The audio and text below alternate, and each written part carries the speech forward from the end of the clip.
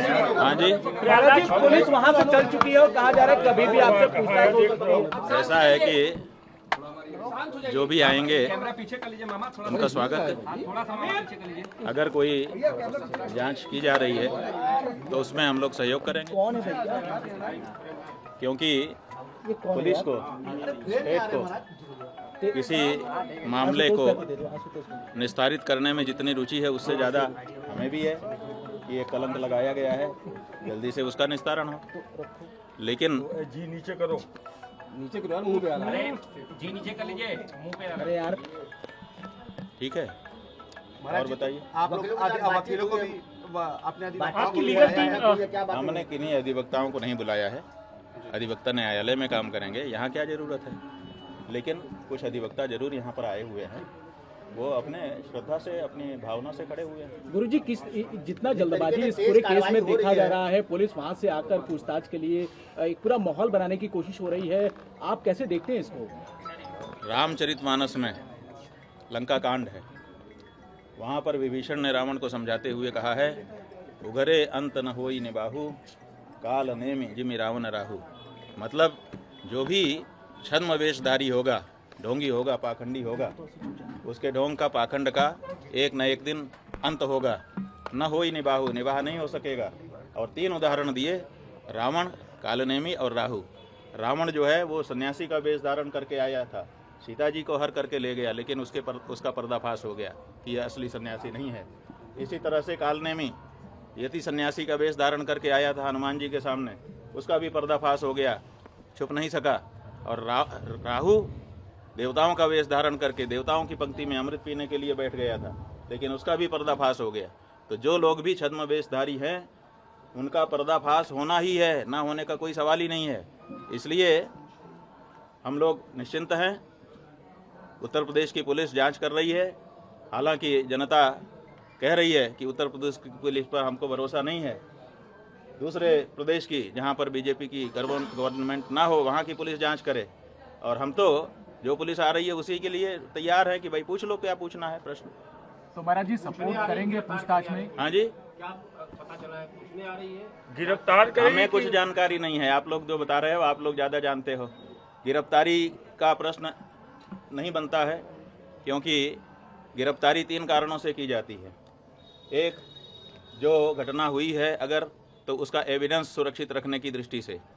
दूसरे, medical test कराने की दृष्टि से। और तीसरे, जो अभियुक्त है जिसके ऊपर आरोप लगाया गया है वो कहीं भाग ना जाए।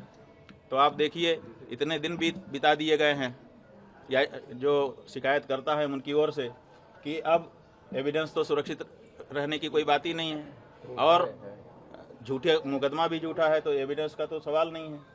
दूसरे है कि मेडिकल टेस्ट, अब इतने दिन के बाद मेडिकल टेस्ट का भी तात्पर्य समाप्त हो चुका है। और हम कहीं भागे नहीं जा रहे हैं, हम तो यहाँ सामने आपके उपस्थित हैं, हर तरह का सहयोग करने के लिए तैयार हैं। इसलिए गिरफ्तारी का कोई प्रश्न नहीं है।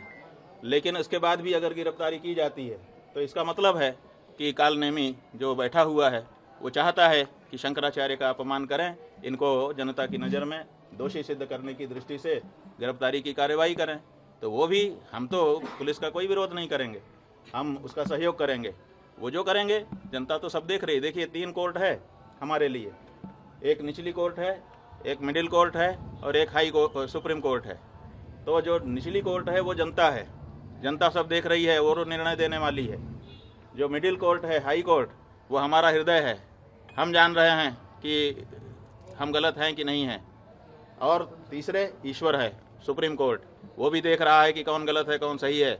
तो ऐसी परिस्थिति में तीनों कोर्ट से हमको क्लीन चिट है। हमारा अंतःकरण हमारे साथ है, स्पष्ट कह रहा है कि तुम निर्दोष हो। ईश्वर की तरफ से भी हमको वही सूचना है और जनता की ओर से भी। तो जो झूठ है वो अंत में निकल ही जाता है, पता चल ही जाता है कि ये सब बनावटी था। उगरे अंत न होई निबाहु हमने बता दिया। तो जो कहानी गढ़ी गई है वो आज नहीं तो कल, कल नहीं तो परसों झूठी सिद्ध हो जाएगी। महाराज जी आपने कहा कि आपको यूपी पुलिस के जांच पर भरोसा नहीं है, किस एजेंसी के जांच पर आपको भरोसा है? बात यह है, प्रयागराज में लगातार धरने पे बैठे रहे, ये घटना कब हो गई जो बता रहे हैं कि दो बच्चों के साथ इस तरह की घटना हो? बात यह है कि हम तो आप लोगों के कैमरों की जद में थे। जो प्रयागराज का स्थान है उस प्रयागराज में चप्पे चप्पे पर सीसीटीवी लगा है। आप लोग निकलवाइए मेला अधिकारी के यहाँ से कि कितने रुपए का सीसीटीवी खरीदा गया है और वो कितनी जगह पर लगाया गया है और उसकी फुटेज कहाँ है। तो उन्होंने तो चप्पे चप्पे पर लगा रखा था कि कुछ भी घटना होगी हम उसको वार रूम से देख लेंगे। तो उनके यहाँ तो सब रिकॉर्ड होगा ना। हमारी बस तो हमारे शिविर के अंदर नहीं खड़ी थी, क्योंकि पुलिस ने जो हमारे साथ ज्यादती की उसके बाद से हम शिविर के अंदर प्रविष्ट ही नहीं हुए, बाहर ही खड़े रहे। तो सड़क पर ही हमारी बस भी थी और हम भी थे। तो ऐसी परिस्थिति में वो सब सीसीटीवी की कैद में है। दूसरे दिन रात आप लोगों का कैमरा हमारे ऊपर लगा हुआ था और उसमें कहना कि हम ये सब कर रहे थे, कितनी नीचता की बात है। और ये भ्रम फैलाया जा रहा है कि गुरुकुल में ये सब हो रहा है। हमारे गुरुकुल में जब वो लड़के कभी प्रविष्ट ही नहीं हुए, पढ़े ही नहीं, उनका हमारा कोई लेना देना ही नहीं है। वो हरदोई के विद्यालय के छात्र हैं, जैसा कि उनकी मार्कशीट जो मुकदमे में लगाई गई है उससे पता चला है। तो जब वो यहाँ पढ़ते नहीं हैं, लिखते नहीं हैं, आए नहीं हैं, गए नहीं हैं, यहाँ से कोई उनका लेना देना नहीं है, तो उनके साथ कैसे कोई कुछ कर सकता है। और तीसरी बात ये है कि ये कह करके भ्रम फैलाया जा रहा है कि सीडी है, सीडी है।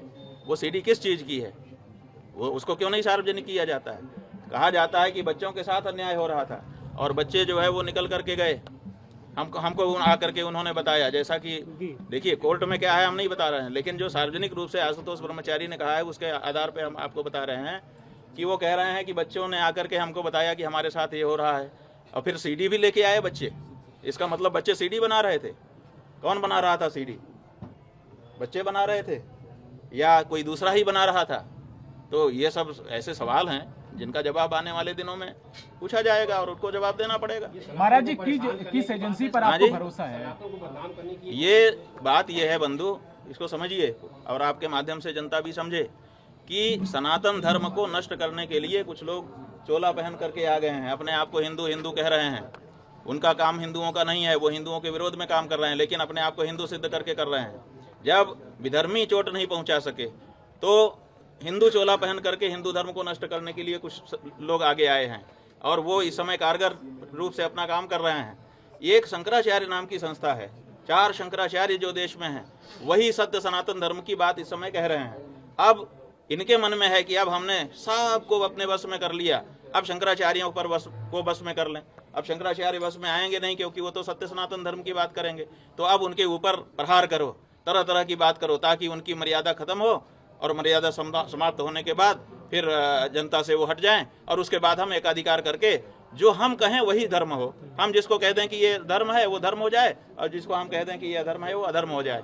तो ये जो प्रक्रिया चल रही है उसी के अंतर्गत जैसे हम गौ हत्या बंदी की मांग उठा रहे हैं। अब बहुत सारे महात्मा है जो कह रहे हैं कि हम सत्ता के साथ हैं। अरे भाई, सत्ता के साथ रहो, कौन मना करता है, लेकिन जो गौ हत्या को समर्थन देने वाली सत्ता है, जिस सत्ता के समय में गौ हत्या बढ़ रही है, जिस समय गायों की संख्या घट रही है, जिस समय बीफ का निर्यात बढ़ रहा है, उस समय तो उनसे सवाल पूछो तो वो नहीं पूछ पा रहे हैं। वो कहते हैं हम इनके साथ हैं, वो ठीक हैं, उनके लिए सारी सुविधा है। और जो शंकराचार्य कह दे कि गौ हत्या बंद हो, ये गलत हो रहा है, इसको ठीक करिए, उसके ऊपर इस तरह का लांछन और प्रहार किया जाए, ये हो रहा है। स्वामी जी एक छोटी सी ये हमारे अभिमुक्तेश्वरानंद के ऊपर प्रहार नहीं है, ये शंकराचार्य नाम की उस संस्था के ऊपर प्रहार है जिस संस्था के द्वारा सनातन धर्म आज भी सुरक्षित है। चलो।